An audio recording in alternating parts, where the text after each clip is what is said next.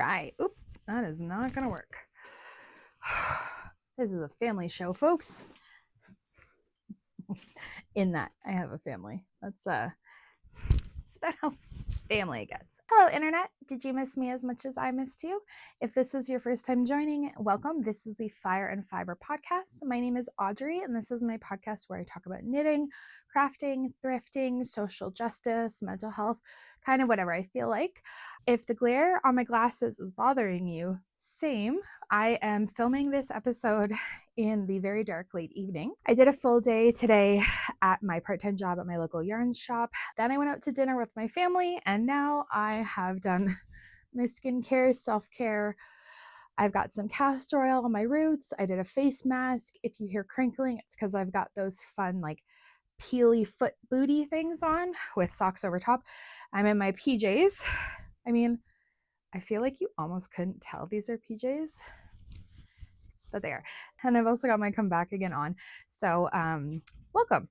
So today I wanted to do, I guess tonight, so I wanted to do a, gotta clean my glasses first.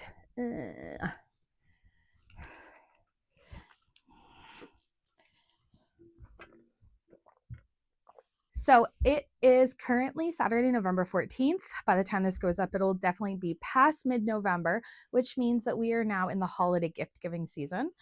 And do you ever clean your glasses and you just make the smudges worse? Anyways. I'll see if this helps.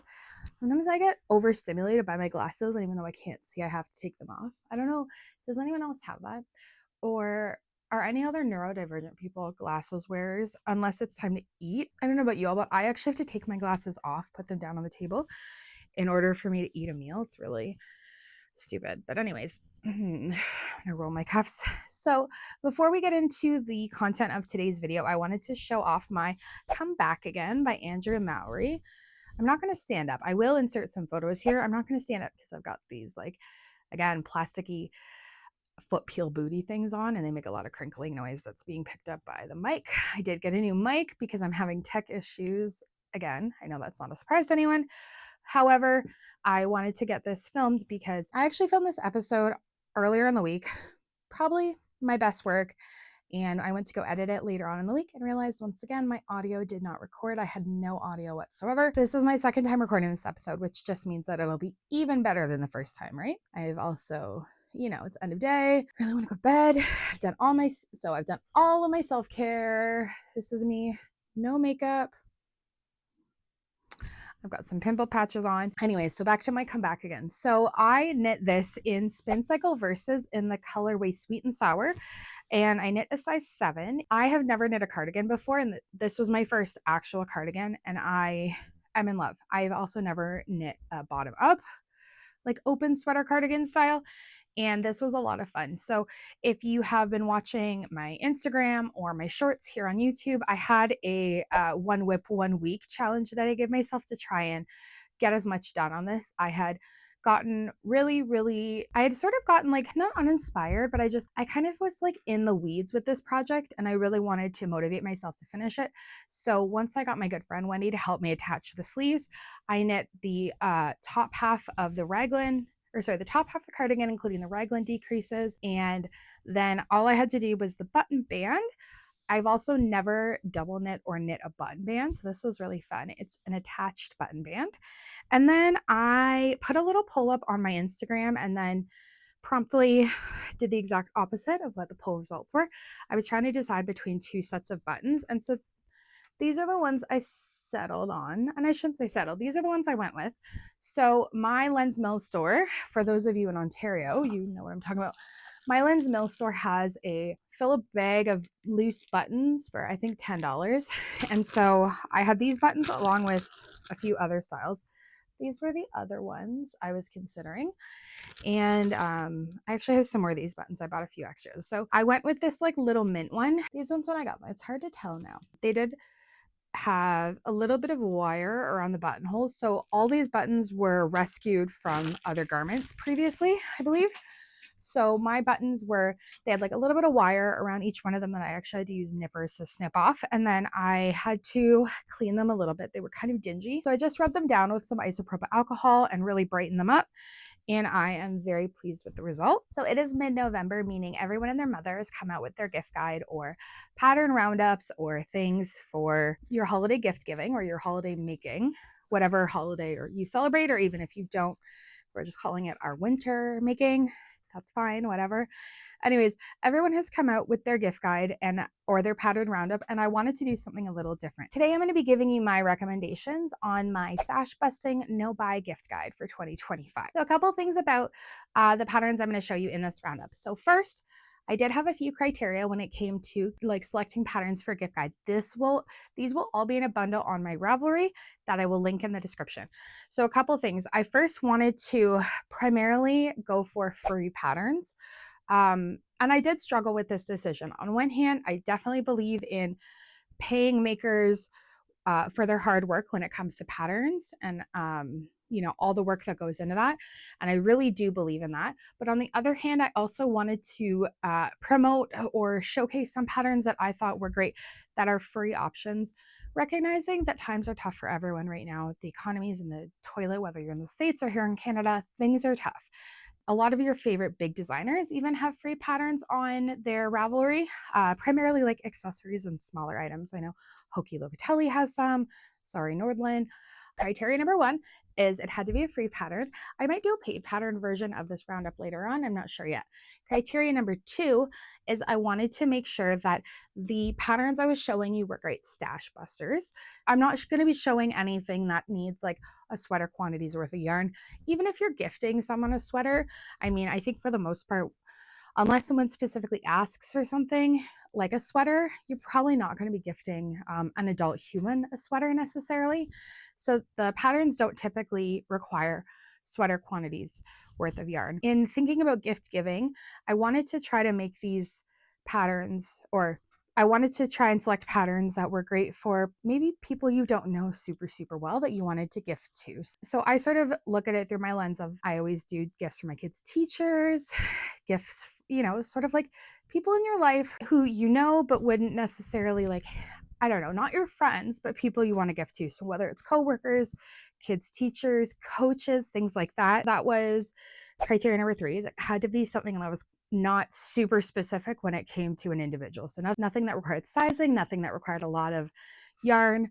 And then my other criteria that I wanted to look at was I wanted to try and bring together patterns that do not have a lot of projects. Some of them on this list actually don't have any projects.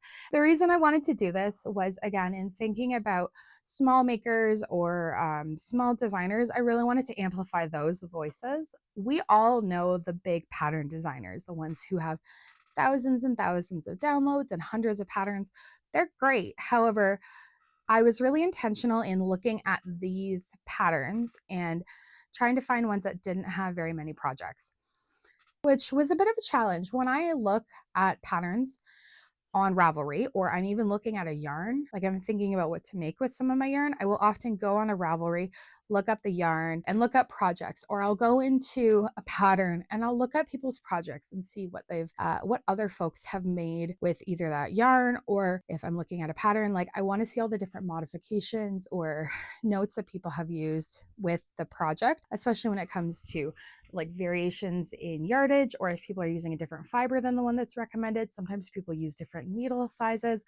People make modifications on their projects. So if you're familiar with Ravelry, you know how great the project feature is. So it's kind of funny that I was going for patterns that have fewer projects. And truly the reason was I wanted to find patterns that just aren't popular. Like I said, a lot of times designers will release a free pattern and maybe someone sees a free pattern that they like and then checks out the designer's other patterns and then pays for them. So trying to balance both things. Like we want to promote small designers and small businesses, but also trying to be cost effective, knowing that like most people are feeling a financial pinch right now. So having said that, we are going to dive in right away. I mean, I say right away, but I talked for like 15 minutes so far. And this freaking seat keeps like making the slightest little wiggle noise. In thinking about patterns to do for pattern roundup, one of the criteria I wanted to think about as well was fiber weight, and what trying to highlight patterns that could be stash busters. And so unfortunately that means that a lot of these patterns are typically fingering weight or sometimes DK weight, so just that little bit of discretionary. Again, in thinking about this pattern roundup, I wanted to be able to find patterns that would kind of spark a bit of inspiration for someone, where they could say, oh, I have that in my stash, this would be perfect for it. I've had this special skein of whatever that I've been saving for a special project, and Susie's teacher needs mittens, whatever. Anyways, filming at night is brutal. I definitely don't like this. Anyways, I'm also reading off my phone, so apologies in advance. So again, this is my holiday no-buy stash busting. It's my stash busting, no-buy, de-influencing, whatever we're calling it. The first pattern is the By the Sea Shawl by Wild Atlantic Yarns. So this pattern requires a fingering weight yarn. It uses 3.5 millimeter needles and 430 yards, which is a standard like hand dyed skein of fingering weight yarn. It was published in November 2019, and it only has 4 projects listed on Ravelry. Obviously, not everyone publishes their projects on Ravelry, but you know. So the designer says, this is a simple design suitable for the newest of newbie knitters. The shawl is a semicircle shaped work flat from the top down in garter stitch with a ruffle edge. Instructions are given for both a single color and contrast color version. The size given here will allow you to make a shawl from a single 100-gram skein of the featured yarn and makes a great stash busting project. The size is easily adjustable by adding or reducing the number of increases in the main body of the shawl. Like the designer said, this would be great single color, this would be great contrast. This would even be a really great project for a bunch of minis if you had a few. I even picture this project as working really well with a 100-gram skein of fingering weight yarn with like the little contrast mini for the sock, typically 20 gram. Once again, that is the By the Sea shawl By the Sea. The next project is the Vanilla Macaroon by Emily O'Brien. Again, another shawl. This one uses fingering weight yarn, 3.5 millimeter needles, and between 490 and 552 yards.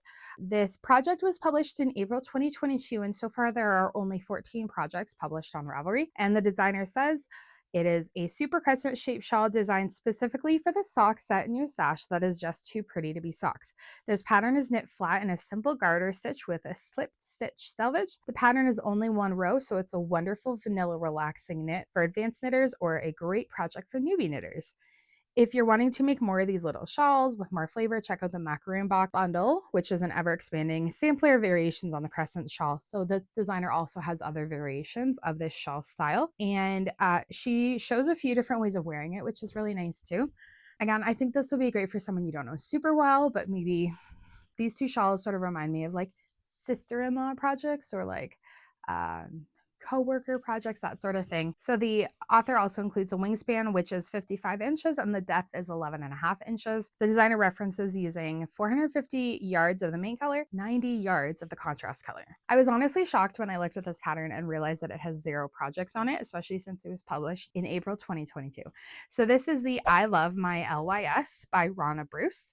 This is a fingering weight stranded knit sock pattern, and they are top-down socks knit in 2.25 and 2.75 needles. And it says with using between 425 and 850 yards of fingering weight. The designer writes, this pattern was created because I love sitting and knitting at my local yarn shop, McKinney Knittery.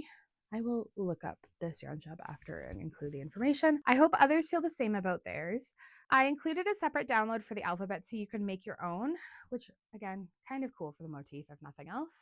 The pattern uses ladder back jacquard for the color work, which gives this sock a little more stretch than traditional color work. I used Sweet Georgia Tough Love sock in my sample socks.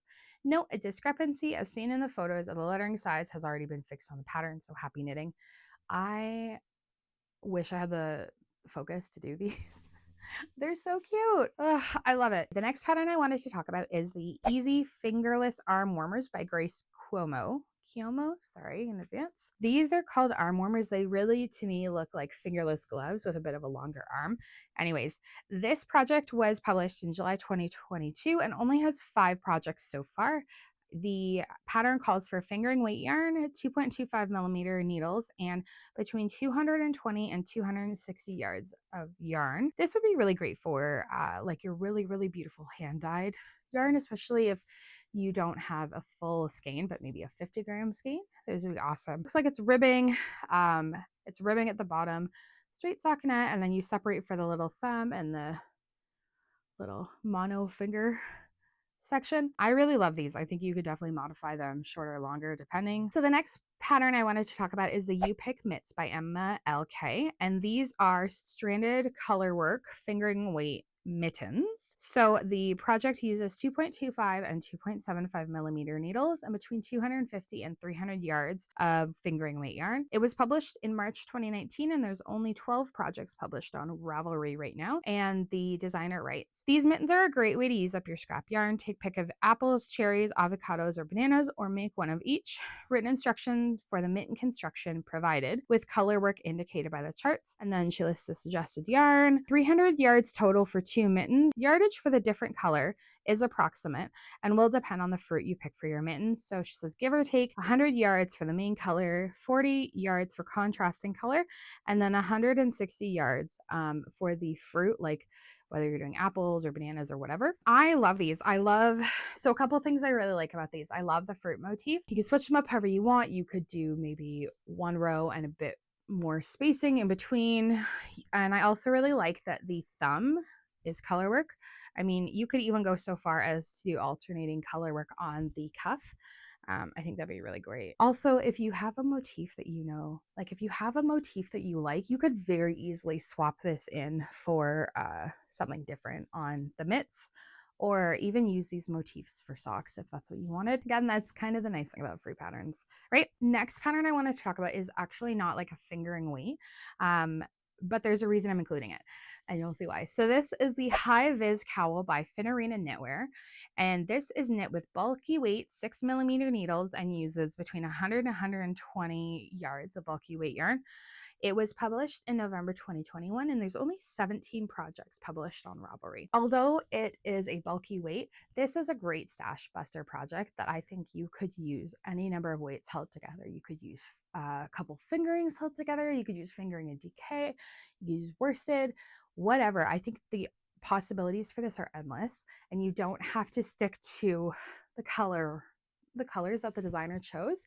I almost wonder if, because the designer was very clear in like a high vis construction worker sort of marketing, that maybe that limited how many projects people did. I don't know. Or maybe it like turned, I wonder if maybe like the color combo or the title turned some people away. Like maybe it was just something they skipped over.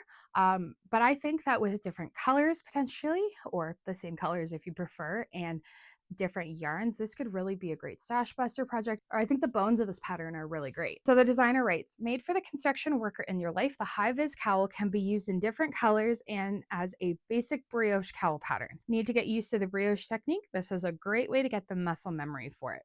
So they include different weights, different needles. The skill set is listed as intermediate. There is a provided suggestion of yarn. There is a PDF pattern. It does come in one size, but the instructions are written in imperial as well as metric knitting terms. And she even goes so far as to list the skills that you need for the pattern. I've never knit brioche, but honestly, it kind of looks like a good staple piece, and definitely one that would, like she said, help get your feet wet, build up the muscle memory for brioche work. I promise my hair isn't greasy. I do a castor oil treatment on my scalp every week if I remember. But anyways, it's definitely not clean though. I don't remember the last time I washed it. So the next pattern is something that at first glance definitely looks like it could be marketed towards children primarily, or babies, small humans, but they do actually have adult sizes in this. And this is the Snow Pop Bonnet by Malia May Joseph. So the pattern uses a lace weight and a fingering weight held together to give a DK gauge, 3.5 millimeters between 40 and 180 yards. This pattern is pretty new. It was published in April 2025, and it only has 7 projects on Ravelry. So it does have a wide range of sizes, whether it's baby, toddler, child, small, medium, and adult large. So the designer says, "Winter is a season of warmth, comfort, and cozy accessories, and nothing embodies that better than a hand knit bonnet. Meet the Snow Pop Bonnet, a delightful project that combines practicality with a touch of vintage charm. Designed by Malia May Joseph, this adorable bonnet is made with a luxurious blend of West wool, tricycle, and glow hair, ensuring a soft, warm, and slightly fuzzy texture that's perfect for those chilly days." I'm a huge fan of knitting bonnets for babies. especially over hats. I don't know what it is. I mean, well, I do. I love an I-cord on anything, but there's something so Scandinavian and vintagey and classic about a bonnet, especially on like very, very fat baby cheeks. Like, ugh, I die. This bonnet does come in adult sizes. So there's a few things that I really like about it. I actually think this would be really great on days where, like for myself, sometimes I do a low pony or a low bun in the back because the split on the bonnet is from the back of the head. This could actually kind of accommodate certain hairstyles depending, more so than a toque would. I'm not a big, like I love my winter toques, but I often have my hair up, so it doesn't really work unless I cut a hole out of my toques or don't make them fully enclosed. And I'm not really like a headband, like a winter headband person, unless I'm like going on an excursion, like a long, well, it would have been a dog walk. We don't have a dog anymore. I'll talk about that later. But like a hike or something where I know I'm going to be outside for a bit, but like taking my kids to the park, because we do go playing in the snow in the winter, unfortunately. Okay, so I know I talked about socks earlier. I really should have like popped the other one down. I mean, maybe if I'm feeling inclined, I'll reorder the footage. So even though it's holiday themed, these are very Christmas specific. These are the Secret Santa socks by British Schoenfeld. And this is a fingering weight project knit on 2.5 millimeter needles and 2.75 millimeter needles. And it uses between 320 and 383 yards of fingering weight yarn. It was published in December 2023, and there's only 11 projects published on Ravelry. These are so cute. I'm gonna be honest, I don't see Santa. I see gnomes, but I love them. So the designer says, the Secret Santa socks are knitted from the cuff down. Here I show you my socks in a size 40. However, the size can be adjusted. Only a number of stitches has to be achieved, which is divisible by 9. The color work part is temporarily knitted with 3 colors at the same time. Shadow wrap, heel, and ribbon tip complete these after colorful rings. So this would, to me, definitely seem like an intermediate sock pattern, particularly because of the 3 color stranded color work bit. It's just a little extra clunky. So just like some of the other patterns on here, I do think that if for nothing else, this has a really great color work chart motif that if you wanted to use it on something else, that would be fantastic. So I haven't done a shadow wrap heel, and I haven't read through this enough to fully gauge whether the heel portion is written correctly, so forgive me if it isn't. But if that's something you wanted to try out, again, free patterns are wonderful for that. Again, we're on a sock kick. I don't know why, I just love socks. It's funny that I think it's kind of ironic that, or maybe it's really poor planning on my part, that when I was pulling together these patterns, I have more sock patterns than I do anything else, and socks are the most personalized gift on here. So I don't know if that's smart or not smart of me, but okay, the next socks I wanted to talk about are the sock socks by Athena Liu. So this is from a designer also here on YouTube. I actually had not started following her until I looked at this project, and then she's got a really great channel actually. So this is Athena Liu. So this pattern uses fingering weight yarn, 2.25 and 2.75 millimeter needles between 320 and 383 yards.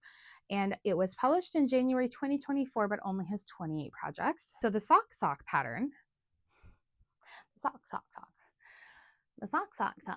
Anyways, the sock pattern is a modification of my basic sock pattern, the no frills toe up socks. The colorwork pattern is adapted from a stitch pattern from Knittivation Stitch Dictionary by Andrea Rangel. The download includes the colorwork chart and the modifications done to the basic sock pattern. However, feel free to use the chart on any other toe up sock pattern that you are comfortable with. You may also read the chart reversely and knit the socks cuff down. Any basic sock pattern with 64 stitches on the foot and leg would work. Please make these socks however you like to showcase your love for sock knitting.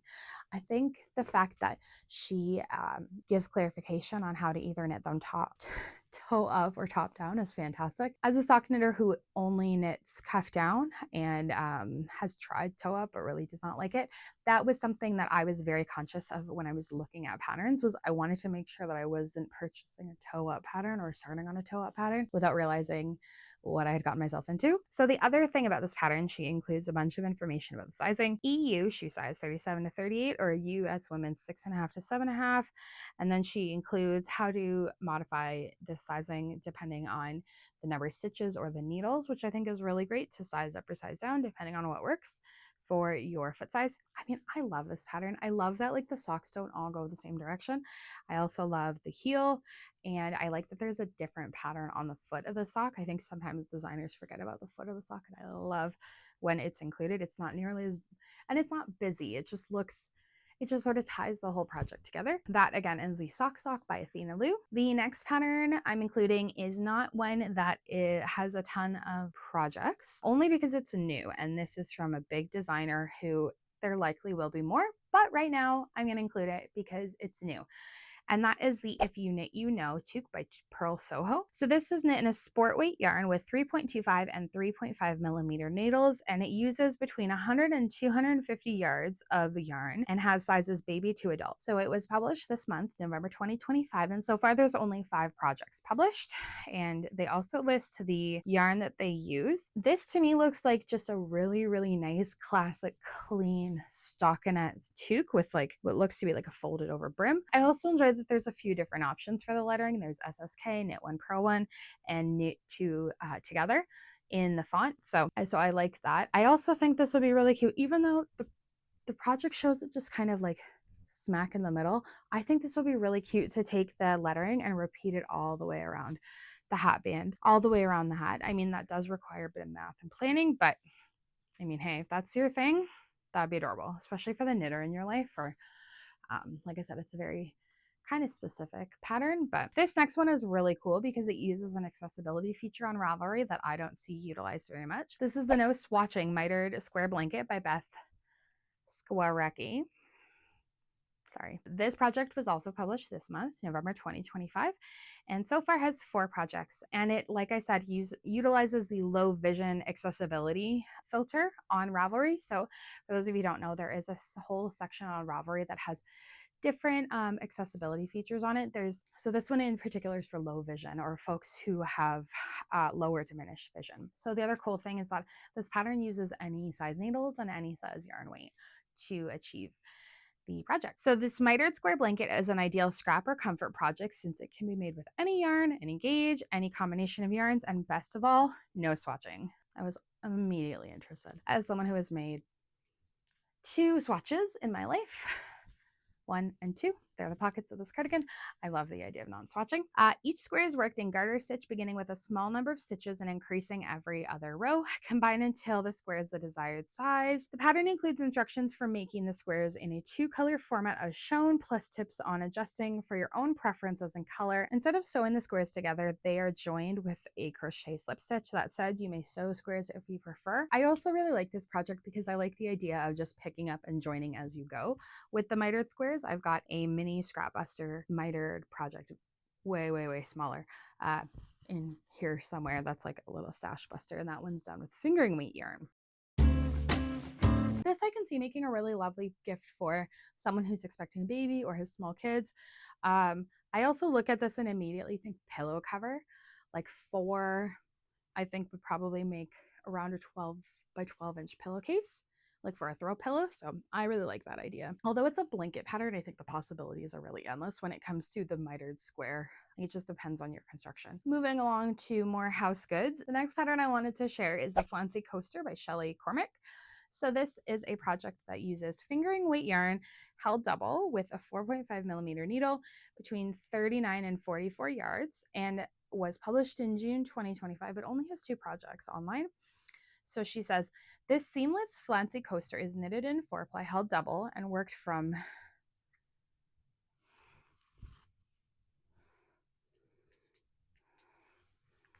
So we're actually still on air. Just ignore this analogy, am I right? So this seamless flouncy coaster is knitted in 4-ply held double and worked in the round from the center outwards.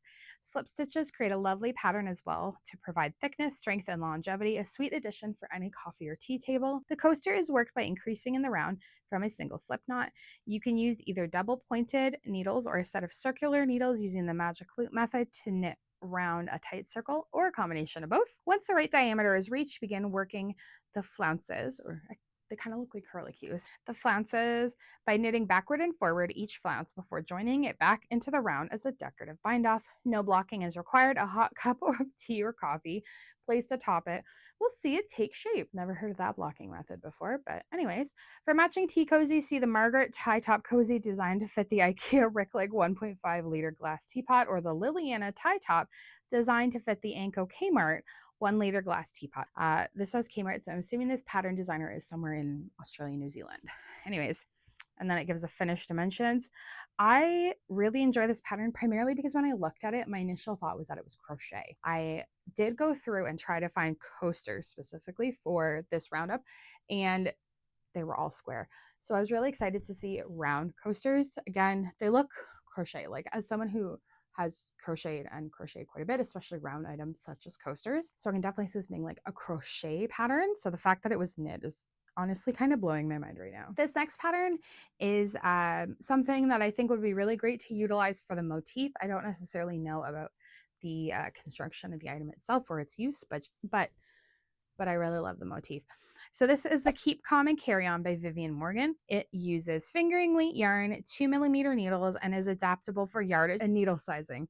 So it was published in December 2021 and only has 6 projects on Ravelry. The designer says that she designed this free pattern to make a calming lavender sachet to give a bit of encouragement in these difficult times. I was also really intrigued by this idea because as someone who has been in therapy for a very long time, and someone who's specifically been working on like trauma therapy and anxiety management, the human sense of smell is so incredibly strong, and it's actually the most closely tied to our sense of memory. From like a mental health perspective, like my counselor and I worked a lot on resource development and like calming techniques, and being able to connect a scent that is familiar or cozy or calming to you with something that feels calming is actually fantastic for your mental health and calming your central nervous system and your vagus nerve and all that. I really love this idea.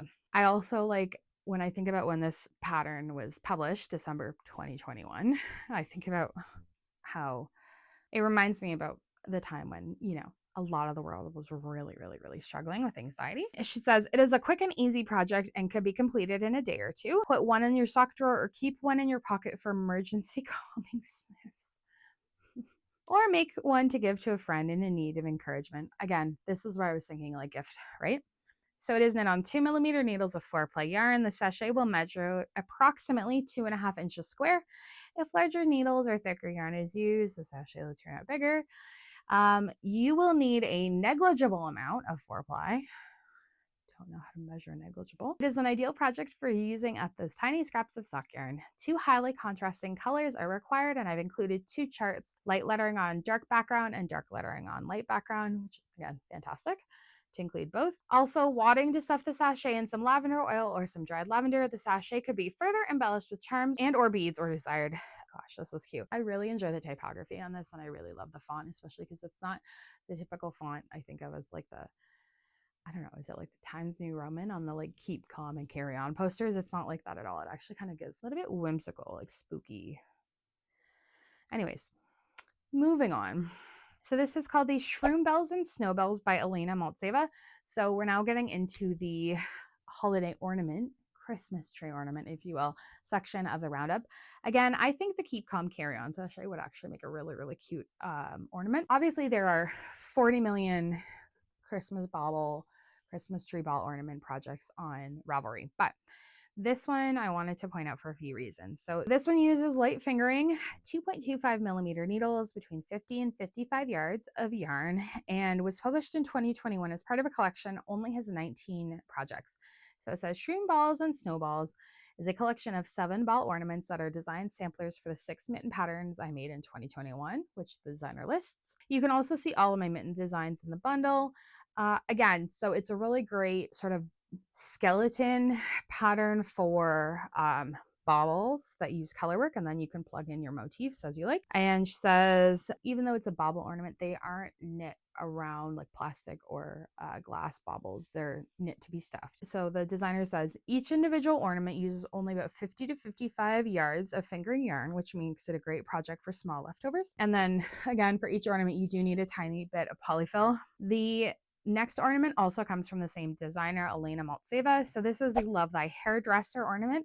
Again, going back to the category of gifts that we are making or buying for people in our life who are not our friends necessarily. I mean, I don't want to say like service people, but I think of like the people who are important in my life, like my RMT, my osteopath, my hairdresser. Sarah, I love you. And these are really cute. So I kind of think of stuff like that, you know, like I can see this being a gift. It's like, oh, I'm going to go get my hair done. It's December. I'm getting in before Christmas. Here's an early Christmas present. Anyways, same idea as before with very small yardage amounts, fingering weight yarn, same needles, and then a scissor and comb motif. There are also quite a few ornament patterns that I wanted to include on here, but because this is a family-friendly place, I can't for obvious reasons. They are not safe for work. They include a lot of language that is not suitable for children or the workplace. However, I think a lot of us can agree that swears can be really helpful, especially when it's paired with referencing the year we've just had, like 2025.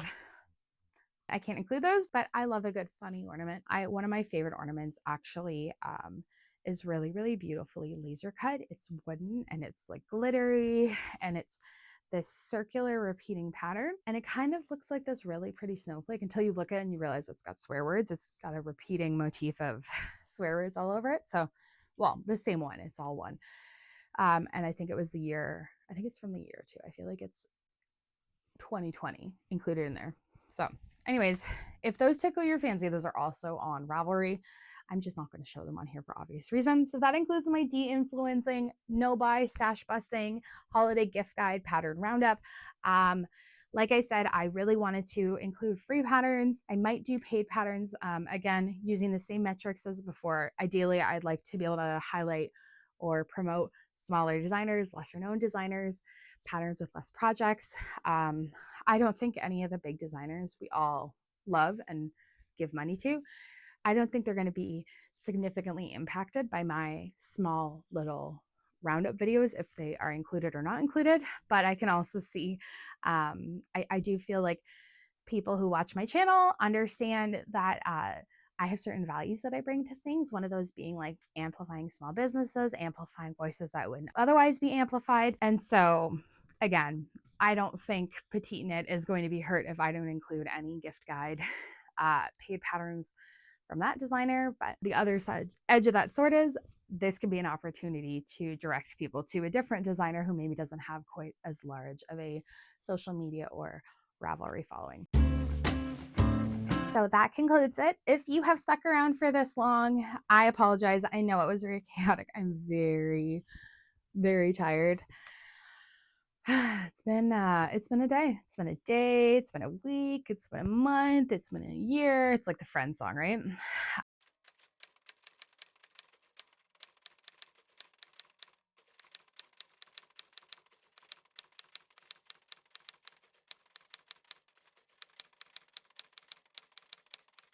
I did want to say, if any of you have watched my other videos and you have seen some of my fur babies on here, we did have to unfortunately make the compassionate choice to put my sweet baby Deja down.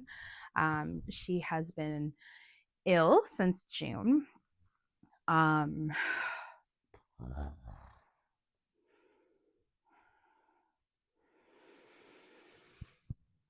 I am having way harder of a time than I thought I would be. So, my baby, so we adopted Deja from a rescue called Rebel Dog Rescue. When we were trying to decide about adding a dog to our family, and we knew we wanted to go with rescue, it was actually really difficult to find a rescue that would give us a dog because my children are under the age of 10. And a lot of dogs in rescues are already really skittish around children as it is because of the unfortunate backgrounds that they've come from. And so it was really challenging for us to find a rescue that would even consider us. And Rebel Dog Rescue was that rescue. So when my husband and I were looking at dogs a few years ago, and, you know, scrolling through all the adorable photos of dogs available for adoption, we had already decided ahead of time that we wanted an older dog, something like small, medium, maybe like 30-40 pounds. And then I saw Deja and I was done.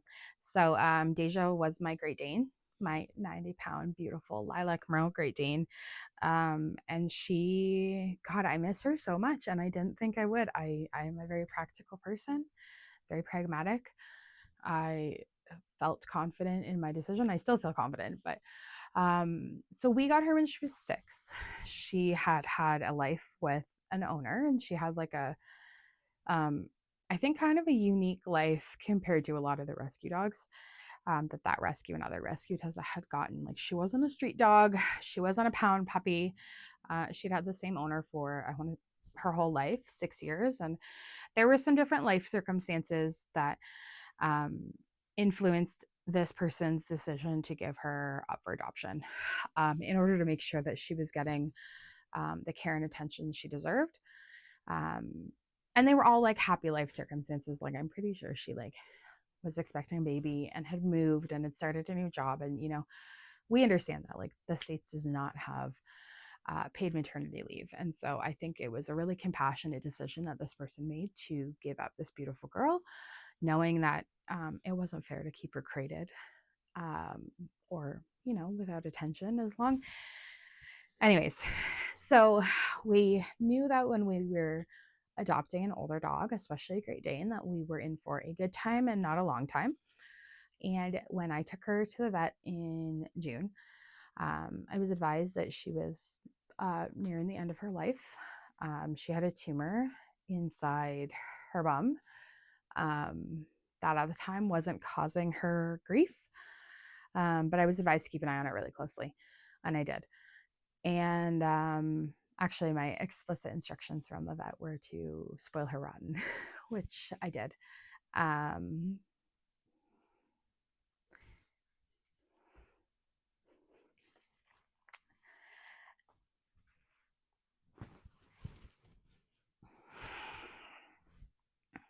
Anyways, and so the last 2 weeks of her life, we had really seen a dramatic shift in behavior. Great Danes are notoriously lazy, dopey, sleepy dogs. And her energy had declined. She was still a big, dumb, goofy, lovey, sweet baby. But her demeanor was changing. So she was actually starting to get really irritated by our cats, which, I mean, fair. She was starting to snap at them and she was starting to growl at them. And I'd never heard her do either. She barked, right? She barked to tell us people were here. She barked at the television. She barked at the squirrel a street and a half down. She barked anytime someone came on our street because that was her job. But I'd never heard her growl. And I had certainly never heard her snap. And so as a parent, I had to make a decision considering my kids' safety and my kids' well-being. Yeah, so thankfully, my kids were not particularly enthused about my big dumb dog. They're cat people for sure.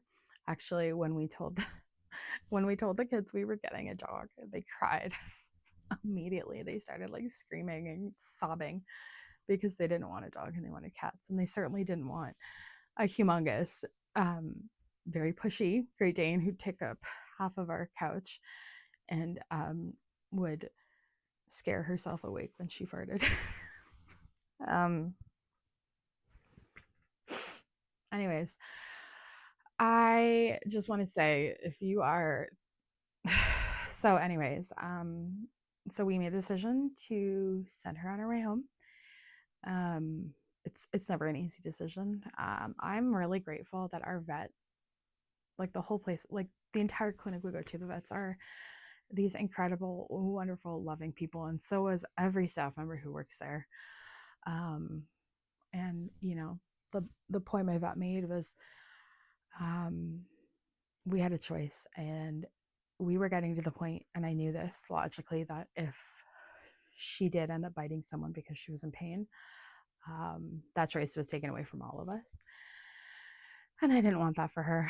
And I obviously didn't want anyone to get hurt. I feel like that I'm not making that clear enough. Like, I did not want her to hurt anyone. But it was obvious that she was in pain, and that's how she was telling us. Great Danes don't complain. You never know what's going on with them. Anyways, so I it is a gift to be able to have an old dog.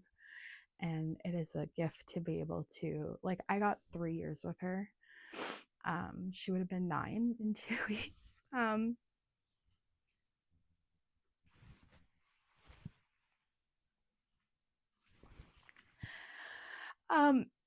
the expected life span for a Great Dane is like between 8 and 10 years. And so anything after 8 years is beyond expectations. And funny enough, when we always had trouble keeping weight on her, skinny little girl. And then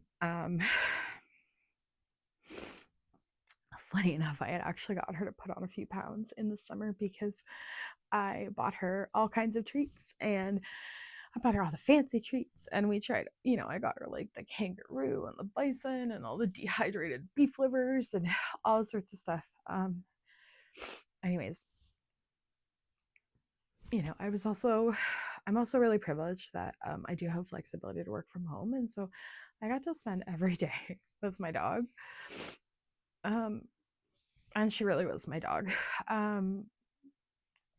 It was, I think it was frustrating, but also hilarious. Like, she never listened to Nick or anyone else. It was only me. So yeah, we put her down, and it was really, like, it was lovely. Like, it was as lovely as it can be. And I'm really grateful the time we got with her. I'm really grateful to be able to make the decision in a way that felt as okay as it can feel for us.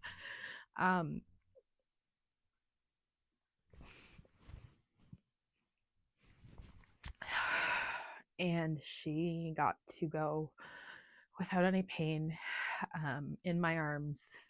This big dog. I was on the floor with her. And that's really all we can ask for, right? So, you know, this is all to say, adopt the big dog, adopt the old dog, adopt the grumpy and the stinky and the ugly dog. Adopt, don't shop. Support your local dog rescue. The work that they do is incredible. I'm really grateful. All dogs go to heaven. I mean, that's science. Like, I don't make the rules. It's just true. Look it up. Like I said, I'm really struggling, and I didn't think I would be. It's weird not having her greet me at the door, and it's quiet here. And I mean, it's nice having the couch. It's nice having space on the couch again, but also, yeah, it's weird. It's, yeah. So, it's definitely been an adjustment around here. We're all doing okay. The cats are gonna destroy my house soon. They might be next. They were really cagey with us, like, for the first 2 days after we had taken Deja. Like, they were evasive. Like, they were freaked out. Anyways, that's all to say. This holiday season, if you're able, please support your local dog rescue.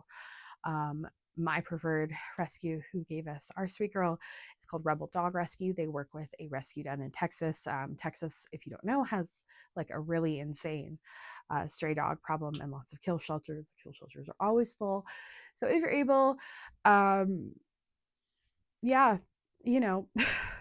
I sometimes feel kind of silly being like I thought about it, and I was like, oh, I really should be promoting like charities that do humanitarian work. And I mean, I think everyone kind of gets the vibe here that, like, we're very pro, like, this channel, I'm pro harm reduction and pro community support. Like, I have a little free page on my property. Like, I believe in community support. So it feels kind of dumb to me a little bit, talking about dog rescues. But if you want to support a dog rescue or a charity, I highly encourage you to.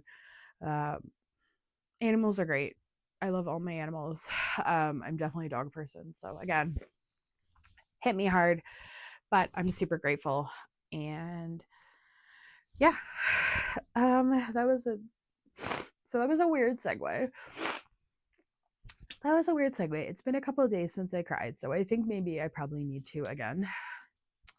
Anyways, if you stuck around for this long, If you're not already a subscriber, I would really, really love it if you could.